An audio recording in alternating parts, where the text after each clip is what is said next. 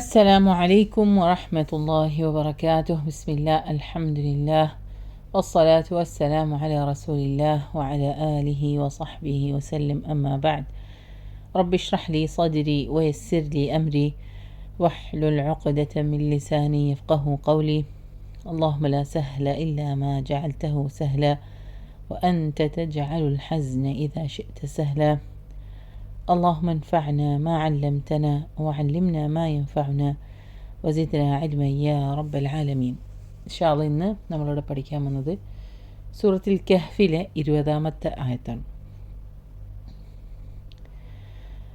അഊദു ബില്ലാഹി മിനശ് ശൈത്വാനിർ റജീം.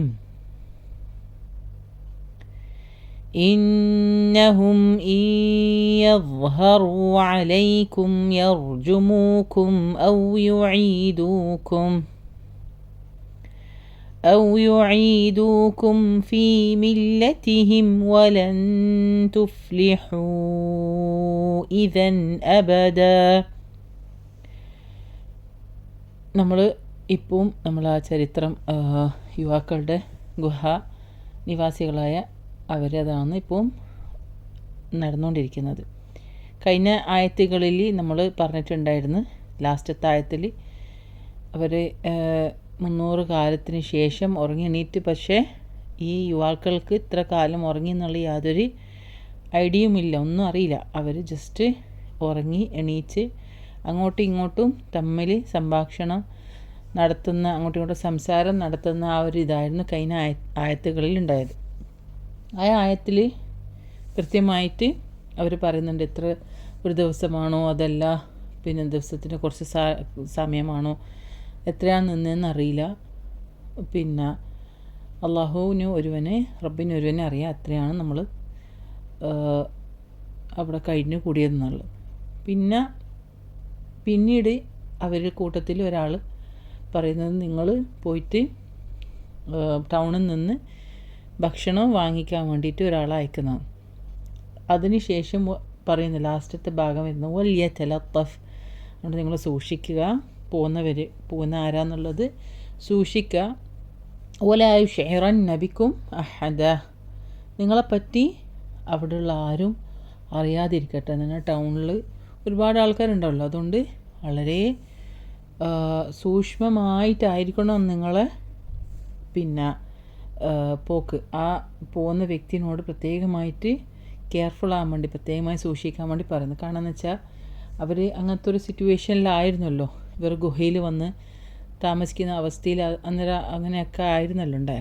അങ്ങേയറ്റത്തെ അക്രമവും അനീതിയും ഉണ്ടായൊരു സന്ദർഭത്തിൽ നിന്നാണ് ഇവർ ഓടി ഒളിച്ച് കിടക്കുന്നത്. അപ്പോൾ അതിൽ നിന്ന് അവർ എണീറ്റ ഉടനെയാണ് പിന്നെ ഇവർ പിന്നെ യുവാവ് മറ്റേ യുവാവിനോട് പറഞ്ഞ്, നിങ്ങൾ പോയിട്ട് ഭക്ഷണം, നല്ല ടേസ്റ്റി ആയിട്ടുള്ള ഭക്ഷണം വാങ്ങിച്ചിട്ട് വാ, നമുക്ക് കഴിക്കാൻ വേണ്ടി. അവർ കയ്യിലുള്ള വെള്ളി അതാണ് അന്നേരത്തെ പൈസ, അതാണ് കൈമിലെടുത്ത് ഉള്ളതെല്ലാവരും കൂടി കൊടുത്ത് ഭക്ഷണത്തിന് വേണ്ടിയിട്ട് അയക്കുകയാണ്. അതിന് ശേഷമുള്ള സംഭാഷണമാണ് ഇപ്പോൾ ഇവർ പറയുന്നത്.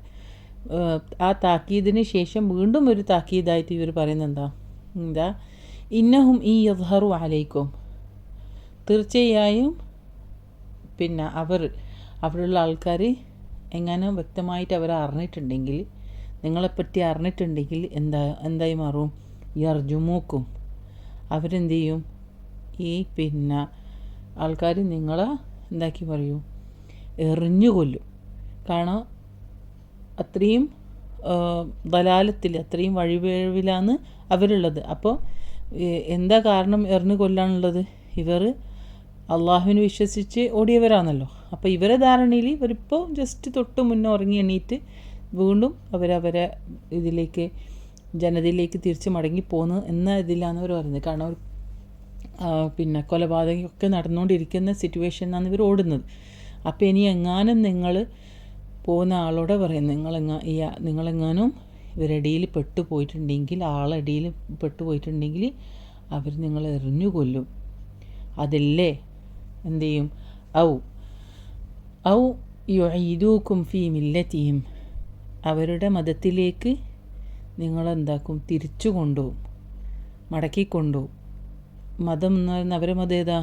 അള്ളാഹുവിൽ വിശ്വസിക്കുന്നതല്ല, നേരെ വിപരീതമായ അള്ളാഹുവിൽ പങ്കു ചേർത്തിക്കൊണ്ടുള്ള ബിംബാരാധനകളിൽ ഏർപ്പെടുന്ന ആ മതത്തിലേക്ക്, ഷിർക്കിലേക്ക്, വഴിപിഴവിലേക്ക് അവർ മടക്കിക്കൊണ്ടുപോകും. അപ്പം അങ്ങനെ എങ്ങാനും സംഭവിച്ചിട്ടുണ്ടെങ്കിൽ എന്താവും? വലൻ തുഫ്ലിഹു ഇദൻ അബദ. നിങ്ങൾ അങ്ങനെ എങ്ങാനും എന്തെങ്കിലും സംഭവിച്ചിട്ടുണ്ടെങ്കിൽ ഒരിക്കലും നിങ്ങൾ എന്താവില്ല, വിജയിക്കുകയേയില്ല. നിങ്ങളെന്തായി വരും? നഷ്ടത്തിലായി പോകും. ഇത് ശരിക്കും ചെറിയൊരു ആയത്താണ്. പക്ഷേ ഈ ആയത്തും കഴിഞ്ഞു പോയിട്ടുള്ള ആയത്തുകളിൽ തമ്മിൽ ഒരുപാട് കാര്യങ്ങൾ ഒരു പോയിൻറ്റ്സ് ആയിട്ട് ഞാൻ അതോടെ വിവരിച്ചു തരാം. ഒന്ന്, നമ്മൾ അള്ളാഹുവിനെ അറിയും വിധം അറിയണം. അതുകൊണ്ടാണ് നമ്മൾ എത്രയാണ് താമസിച്ചത് എന്നൊരാൾ പറഞ്ഞപ്പം വേറൊരാൾ പറഞ്ഞ് പിന്നെ ചിലപ്പം കുറച്ച് കാലമായിരിക്കും പിന്നീട് പറയുന്നത് നമ്മൾ എത്ര നിന്നെന്ന് അള്ളാഹുവിന് ഒരുവൻ അറിയാം. അപ്പോൾ എല്ലാ കാര്യവും റബ്ബ് ഒരുവൻ മാത്രമേ അറിയുന്നുള്ളൂ. അതല്ലാണ്ട് നമ്മൾ സ്വന്തമായിട്ട് നമുക്കൊന്നും അറിയില്ല. അപ്പോൾ നമ്മളെ ഇൽമിന്, നമ്മളെ അറിവിന് ഒരു എന്താ പറയണ്ടേ, ഒരു ഇതുണ്ട്, എന്താ പറയണ്ടേ, ഒരു ബാരിയറുണ്ട്. കുറേ അറിവ് അള്ളാഹുവിന് പോലും നമുക്കറിയില്ല. അപ്പോൾ അത്രയാണ് നമ്മൾ അറിഞ്ഞത്, അത്രയാണ് ഉള്ളതെന്നുള്ളത് അവർ തമ്മിൽ സംസാരിച്ച് അവർക്കൊരു അറിയുന്നില്ല എത്രയാണ് നിന്നെന്ന്. അപ്പം പറഞ്ഞാൽ അള്ളാഹു ആലം എന്നുള്ള രീതിയിലാന്ന് പറയുന്നത്. റബ്ബുക്കും ആലമു ബിമാ ലബിസ്തും. നിങ്ങൾ എത്രയാന്ന് കാലകൊല്ലം നമ്മളെല്ലാം എത്രയാന്ന് താമസിച്ചെന്നുള്ളത് അള്ളാഹുവിനറിയാം. അതൊരു കാര്യമാണ്. അപ്പോൾ എന്ത് കാര്യം നമ്മൾ അറിഞ്ഞിട്ട് പഠിച്ചിട്ട് നമ്മൾ അറിയണം. പിന്നെ അവർ തമ്മിലുള്ള സംസാരം വളരെ അദബോടും കൂടിയിട്ടുള്ള അവരുടെ ആ സംസാര ശൈലി, അത് നമ്മൾക്ക് ശരിക്കും പറഞ്ഞാൽ ഇസ്ലാമിൽ പഠിക്കേണ്ട ഒരു അദബാണ്. നമ്മൾ സംസാരിക്കുമ്പം അങ്ങോട്ടും ഇങ്ങോട്ടും സംസാരിക്കുമ്പോൾ അതിൻ്റേതായ അദബോടും കൂടിയിട്ടുള്ള സംസാര ശൈലി. പിന്നെ വേറൊരു കാര്യം, അവർ പിന്നെ എന്തെങ്കിലും ഫിത്ന വരുമ്പോൾ നമ്മൾ ആയിട്ട് ചാടി ആ ഫിത്നയിലേക്ക് നമ്മളെ ആ ഒരു എന്താ പറയണ്ടേ ബുദ്ധിമുട്ടിലേക്ക് നമ്മൾ തന്നെ കൊണ്ടുപോയിട്ട് നമ്മളെ തല വെച്ച് കൊടുക്കരുത്. പരമാവധി ആ ഫിത്നയിൽ നിന്നും ആ പ്രയാസത്തിൽ നിന്നും ആ പിന്നെ എന്താ പറയണ്ടേ ഇതിൽ നിന്നും പരമാവധി നമ്മൾ ഒളിച്ച് അല്ലെങ്കിൽ ഓടി നിൽക്കണം.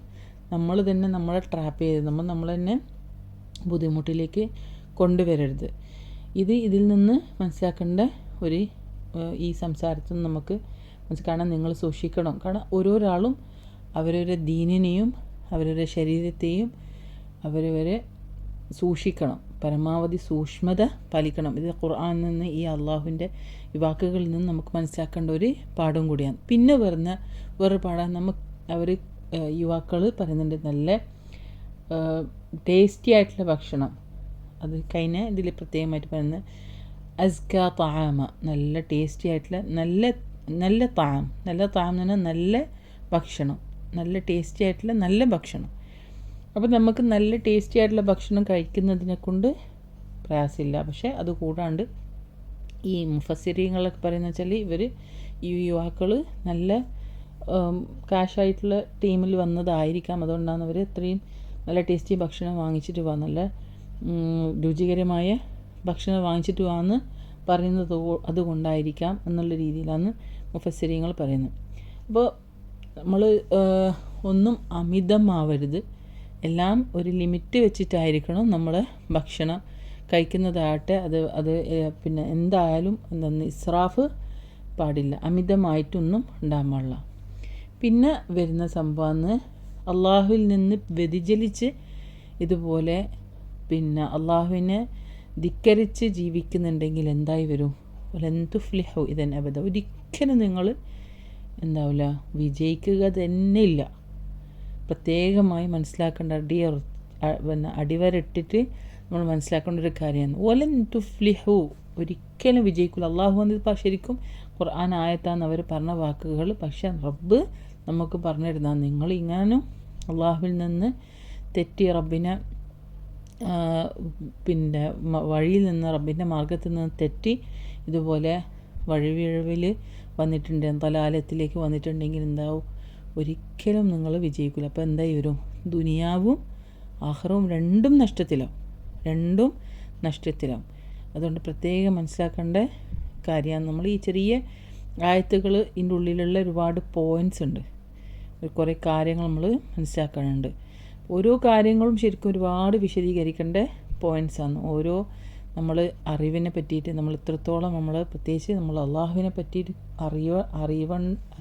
അറിയേണ്ട വിധം അറിയണം. അത്രയും നമ്മൾ അത് പഠിച്ചാലേ നമുക്ക് അള്ളാഹു ആരാന്നറിയും.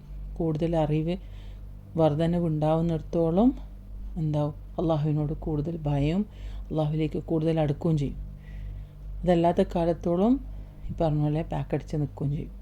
അതുകൊണ്ട് തന്നെ അള്ളാഹു കൃത്യമായി പറയുന്നു, പിന്നെ അള്ളാഹുവിനെ ഭയപ്പെടുന്നതല്ല ഉലമ, ഇഖ്ഷല്ലാമിൻ ഇബാദിഹിൽ ഉലമ, അള്ളാഹുവിനെ ഏറ്റവും കൂടുതൽ ഭയപ്പെടുന്നവർ ഉലമാക്കളാകുന്നു, പണ്ഡിതന്മാരാകുന്നു. കാരണം അറിവ് കാരണം അവർ കൂടുതൽ അള്ളാഹുവിലേക്ക് കൂടുതൽ അറിവ് കൊണ്ട് അടുത്തടുത്ത് പോകും. അതിൽ അറിവിൽ ഏറ്റവും ടോപ്പായിട്ടുള്ളത് നമ്മളെ മുഹമ്മദ് നബി അലൈഹി സ്വലാത്തു വസ്സലാം, അല്ലാഹു സ്വല്ലി വസ്സല്ലം അത്രയും അറിവ്.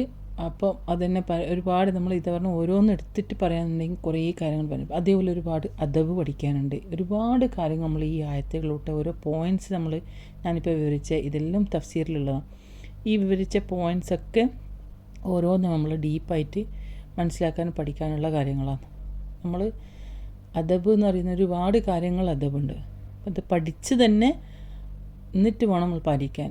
അദബ് പഠിക്കണോ, അല്ലാതെ നമുക്ക് പാലിക്കാൻ പറ്റില്ല. അത് സംസാരത്തിലും പല രീതിയിലും അദബുണ്ട്.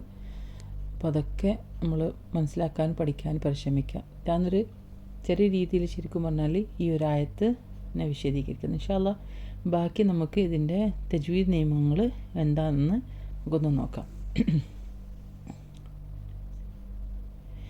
ഇവിടെ തുടങ്ങുന്നത് ഇന്നഹും, അവിടെ നൂൻ്റെ മുകളിൽ ശബ്ദങ്ങളിലൂടെ നല്ലോണം മണിച്ചോത ഈ ഹംസ. ഈ ഇന്നഹും ഇയദ്ഹറു, ഇന്നഹും എന്നിട്ട് മണിക്കരുത്. ഇവിടെ എന്തില്ല, ഇദ്ഹാറാന്ന് വെളിവാക്കി പറയുക. ഇയദ്ഹറു, ഇവിടെ സുകൂൻ നൂന് ശേഷം പിന്നെ യാ വരുമ്പോൾ നൂന് പിന്നെ യാലേക്ക് ലയിപ്പിച്ച് ഇദ്ഗാമാണ്, നല്ല മണിച്ചോത. യദ്ഹറു, ഹെവിയാണ്, നല്ലോണം കൃത്യമായിട്ട് ആ സൗണ്ട് നന്നായിട്ട് തന്നെ വരണം. യദ്ഹറു, റ പറയുമൊക്കെ നല്ല ഹെവിയാണ്. പിന്നെ അതുകൂടാണ്ട് ചുണ്ട് റൗണ്ടായിട്ട് യദ്ഹറു. അലൈക്കും, ഐൻ തൊണ്ടിന്ന് പറയാം. അലൈക്കും. യർജുമൂക്കും ഒക്കെ ഓരോ മീമ് കഴിയുമ്പോഴും എന്തുണ്ട്, സുക്കൂന്. അതൊന്നും മണിക്കണ്ട, സാധാരണയായിട്ട് പറഞ്ഞാൽ മതി.